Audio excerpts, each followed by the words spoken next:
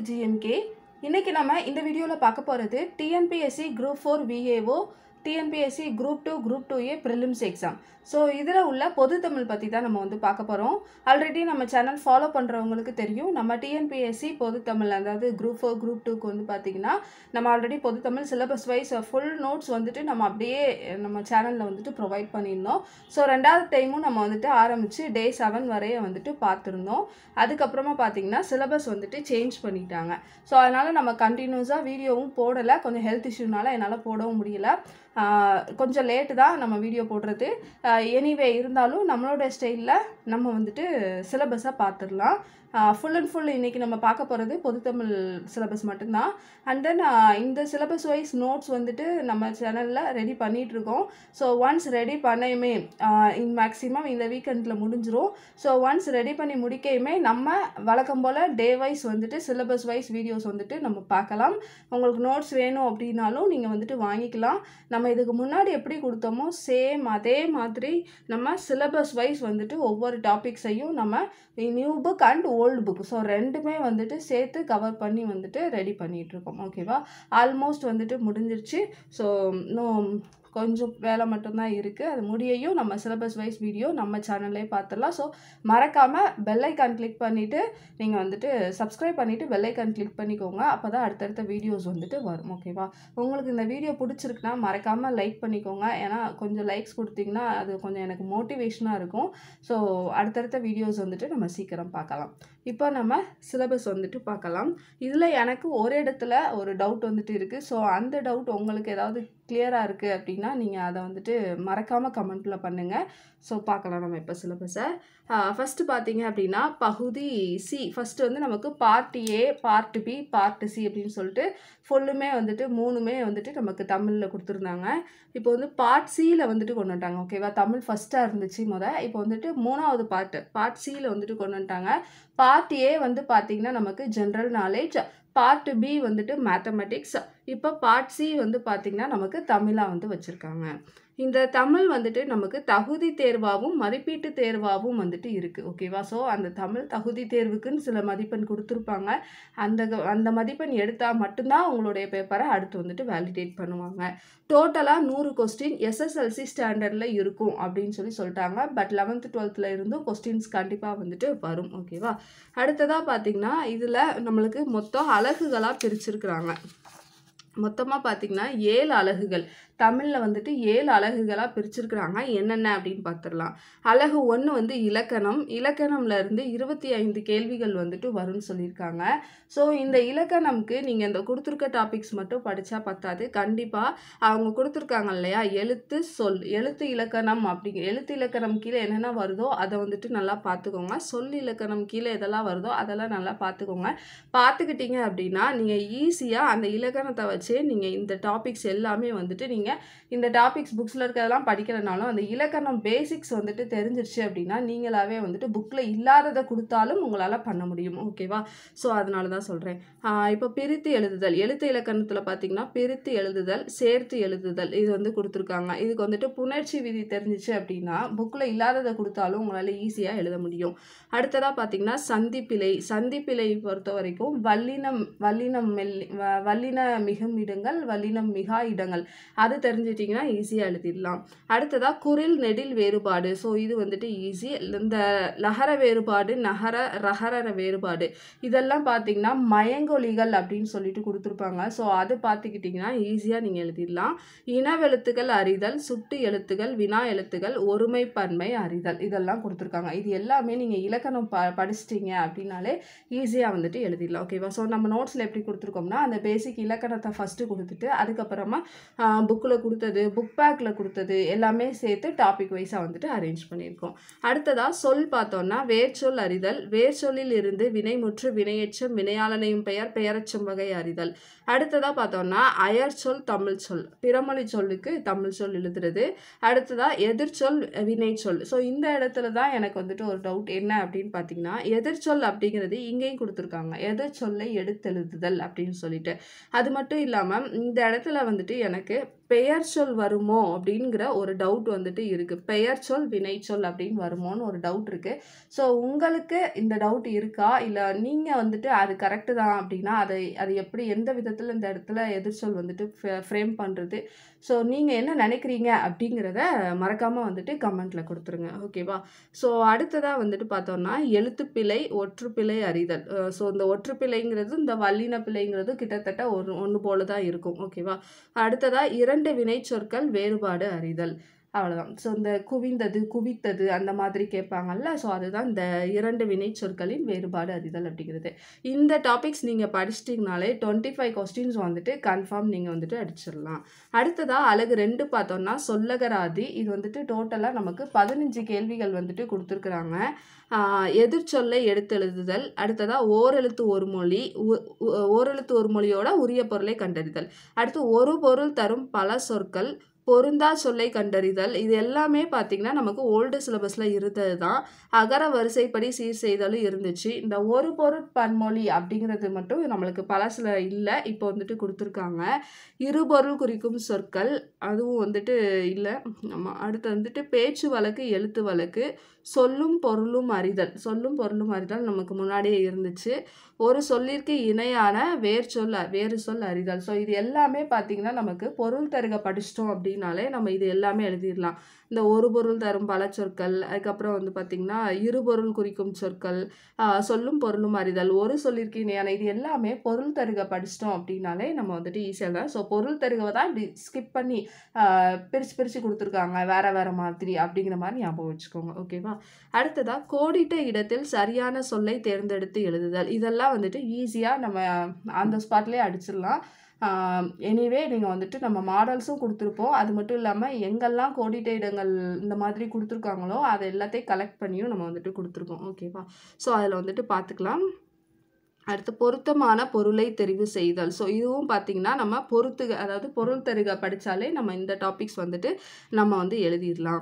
அடுத்ததாக ஊர் பெயர்களின் மருவு. இது வந்துட்டு கொஞ்சம் தான் இருக்கும். ஸோ அதுவும் ஈஸி தான். பிழை திருத்துக ஓர். இது வந்து நமக்கு கட்டாய தமிழில் கூட கொடுத்துருந்தாங்க.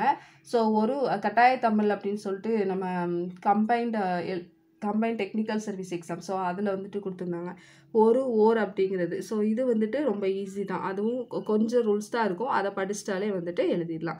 பேச்சு வழக்கு சொற்களுக்கு இணையான தூய தமிழ் சொற்களை இணைத்தல். ஸோ பேச்சு வழக்கு எழுத்து வழக்கு அதுவும் பார்த்திங்கன்னா 2 இடத்துல கொஞ்சம் வேறு மாதிரி, ஒரு இடத்துல கரெக்ஷன் பண்ணுற மாதிரி கொடுத்துருப்பாங்க, ஒரு இடத்துல டேரெக்டாக எழுதுகிற மாதிரி கொடுத்துருப்பாங்க. ஓகேவா?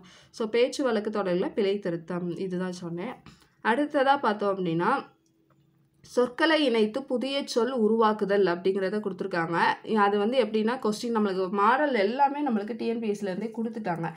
ஏனெனில், ஆகையால், அதுபோல் இந்த மாதிரி கொடுத்துருப்பாங்க.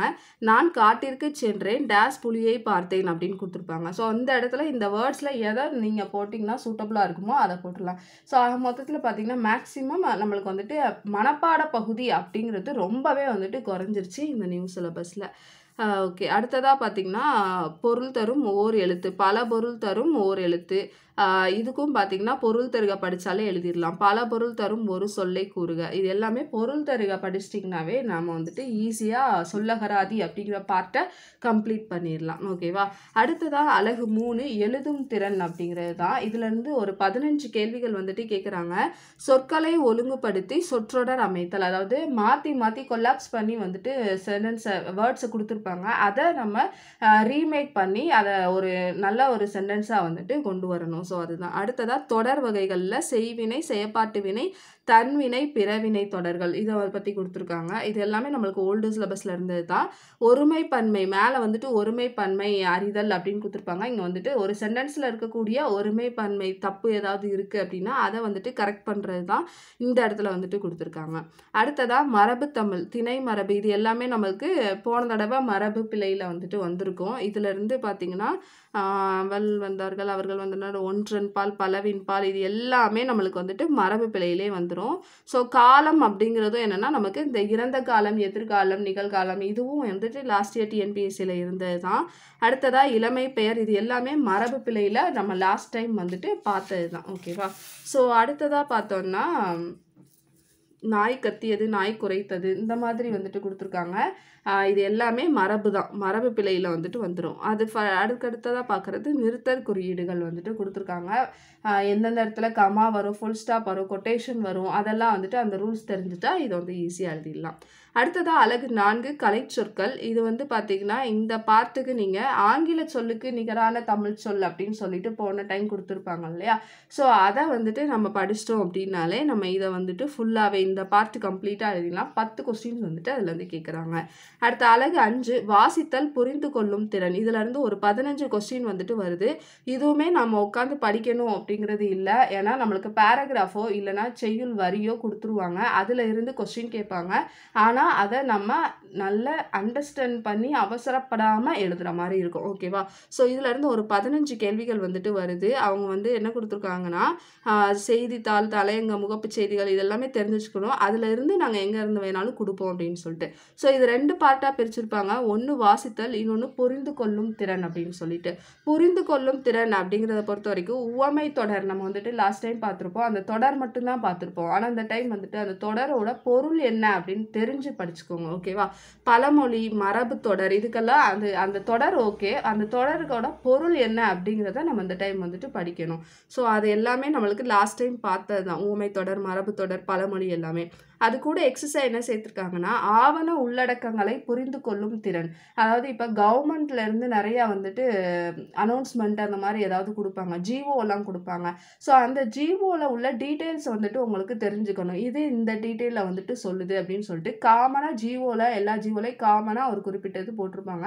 ஸோ அந்த விவரங்கள் எல்லாமே தெரிஞ்சு வச்சுக்கணும். ஓகேவா? ஸோ அதுதான். அடுத்ததாக வந்துட்டு எளிய மொழிபெயர்ப்புலேருந்து 5 கேள்விகள் கேட்குறாங்க. இது வந்து ஆங்கிலம் மற்றும் பிற மொழி சொற்கள். இது எல்லாமே முன்னாடியே நம்ம பார்த்துருப்போம். கலை சொற்களில் வந்துட்டு ஆங்கில சொல்லுக்கு இணையான பார்த்துருப்போம். அடுத்து பிறமொழி சொல்லும் நம்மளுக்கு முன்னாடியே கொடுத்துருந்தாங்க, அயர் சொல், தமிழ் சொல்னு சொல்லிட்டு. ஸோ அந்த இதை வந்துட்டு நம்ம பார்த்துக்கிட்டாலே நம்ம இதை எழுதிடலாம். அடுத்து மொழிபெயர்த்தல் கொடுத்துருக்காங்க. அந்த மொழிபெயர்த்தல் ஆவணங்களின் தலைப்பு, கோப்புகள். அடுத்து வந்து பார்த்திங்கன்னா ஆவணங்களின் தலைப்பு, கோப்புகள், கடிதங்கள், மனுக்கள், மொழிபெயர்ப்பு பற்றி புரிந்து கொள்ள. ஸோ எல்லாமே பார்த்திங்கன்னா டிரான்ஸ்லேட் பண்ணுற மாதிரி இருக்கும். அடுத்து கடிதங்கள் பற்றி கொஞ்சம் கொஞ்சம் வந்துட்டு தெரிஞ்சு வச்சுக்கணும். ஓகேவா? அவ்வளோதான். அடுத்ததாக 7வது பார்ட்டு நமக்கு பார்ட் பி, பார்ட் சி அப்படின்னு சொல்லிட்டு லாஸ்ட் டைம் இருந்ததை ஃபுல்லாக ஒரே பார்ட்டில் ஒரே யூனிட்டில் வந்துட்டு கொண்டு வந்திருக்காங்க. 7வது அலகு அப்படின்னு சொல்லிட்டு இலக்கியம், தமிழ் அறிஞர்களும் தமிழ் தொன்னும். இதுதான் நம்ம வந்துட்டு மனப்பாடம் பண்ண வேண்டிய பகுதிகள். ஓகேவா? இது வந்துட்டு பார்த்திங்கன்னா 15 கேள்விகள். நம்ம ஆங்கில சொல்லுக்கு நிகரான தமிழ் சொல் அதுவுமே மனப்பாடம் பண்ணணும். இருந்தாலும் அதை ஃபுல்லுமே இலக்கண பகுதியில் வந்துடும். இது வந்து பார்த்திங்கன்னா நமக்கு உரைநடை பகுதி வந்துட்டு நம்மளுக்கு இங்கே கொடுத்துருப்பாங்க. செய்யுள் பகுதியும் உரைநடை பகுதியும். இதில் வந்து திருக்குறள் 25 அதிகாரமாக இருந்துச்சு. இப்போ 20 அதிகாரங்கள் வந்துட்டு என்னென்ன அதிகாரம் அப்படின்னு சொல்லி கொடுத்துருக்காங்க. ஸோ அதுவே பார்த்திங்கன்னா பாதி சிலபஸ், காவாசி சிலபஸ் வந்துட்டு முடிஞ்சிச்சு. அடுத்ததாக அறநூல் தொடர்பான செய்திகள்லையும் அறநூல்லையும் நமக்கு 4 டிஆர், நான்மணி கடிகை, பழமொழி 400, முதுமொழி காஞ்சி, திருக்கடிகம், இன்னா 40, இனியவை 40 வந்து கொடுக்கல. ஆசார கோவை போன தடவை இருந்துச்சு, அது வந்துட்டு கொடுக்கல. ஓகேவா? ஸோ ஔவையார் பாடல்கள் வரைய வந்துட்டு நமக்கு அறநூல் பற்றி கொடுத்துருந்தாங்க. அடுத்ததாக நம்ம பார்ட் சி வந்துருந்தோம். அதாவது ஓல்டு சிலபஸ் படி பார்ட் சி. ஓகேவா? தமிழின் தொன்மை, சிறப்பு, திராவிட மொழிகள் தொடர்பான செய்திகள் இதெல்லாம் வந்துடுது. அடுத்து ஊவேசா, தேப்போ இவங்க எல்லாமே பழைய இதில் இருந்தவங்க தான். தமிழ் பணி, இவங்களுடைய தமிழ் பணியை வந்துட்டு நம்ம சொல்லணும். அடுத்ததாக பார்த்தோம்னா தேவநேய பாவனர், அகர முதலி, பாவலரேறு பெருஞ்சித்தினரா, ஜியு போப்பு, வீரமாமுனிவர் இவங்களுடைய தமிழ் தொண்டு. அடுத்ததாக தமிழ் சான்றோர் பற்றிய செய்திகள் யாரெல்லாம் கொடுத்துருக்காங்கன்னா பாவேந்தர், டி.கே. சிதம்பரனார், தவத்திரு குன்றக்குடி அடிகளார், கண்ணதாசன், முடியரசன், தமிழ் ஒளி அவர்கள், உருத்திரங்கண்ணனார். இவரை பற்றின டீட்டெயில்ஸ்லாம் ரொம்பவே கம்மியாக தான் இருக்குது நமக்கு ஓல்டு புக்கு நியூ புக்கெல்லாம் சேர்த்தாலுமே. கீவா ஜெகநாதனும் அப்படி தான். ஓகேவா? அடுத்ததாக நாமக்கல் கவிஞர், இவங்களை பற்றின டீட்டெயில்ஸ் வந்துட்டு நம்ம படிச்சுக்கணும். அவ்வளோதான். ஸோ இதுதான் வந்துட்டு சிலபஸ். என்ன கேட்டிங்கன்னா லாஸ்ட் டைம் சிலபஸ்க்கு இந்த டைம் சிலபஸ் ரொம்பவே ஈஸி. நீங்கள் வந்துட்டு இலக்கணம்லாம் புரிஞ்சு படிச்சிங்க அப்படின்னா உங்களுக்கு ரொம்பவே வந்துட்டு ஈஸியாக இருக்கும். நீங்கள் ஈஸியாக மார்க் வந்துட்டு ஸ்கோர் பண்ணலாம். நான் படித்தே மறந்துருச்சு அப்படிங்கிற அந்த கான்செப்டே மேக்ஸிமம் வந்துட்டு உங்களுக்கு இதில் இருக்காது. ஓகேவா? ஏன்னா நம்மளுக்கு அந்த பார்ட் வந்துட்டு நல்லாவே மினிமைஸ் பண்ணிட்டாங்க. பேசிக்காக தமிழ் தெரிஞ்சால் அடிக்கிற மாதிரி அந்த மாதிரி வந்துட்டு பாதி சிலபஸ்க்கு மேலே மாற்றிட்டாங்க. ஓகேவா? ஸோ உங்களுடைய கமெண்ட் என்ன இந்த சிலபஸ் பற்றி அப்படிங்கிறத மறக்காமல் கமெண்ட் பண்ணுங்கள்.